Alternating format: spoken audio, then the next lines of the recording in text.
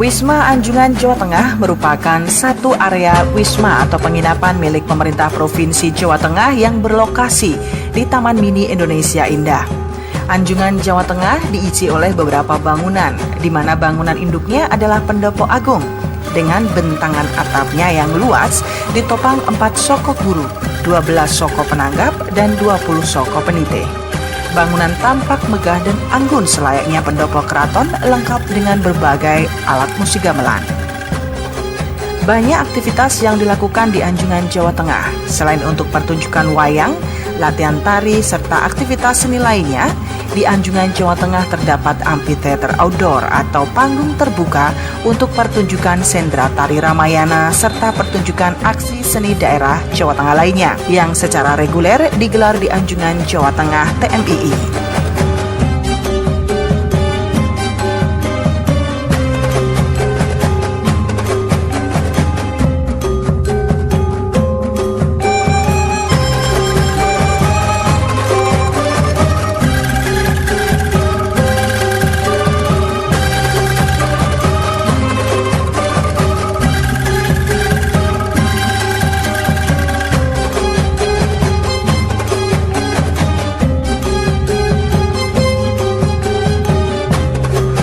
Dalam area Anjungan Jawa Tengah terdapat Joglo Tajuk Mangkurat, difungsikan sebagai kantor, dan juga terdapat Joglo Pengerawit Apitan yang difungsikan sebagai wisma atau penginapan.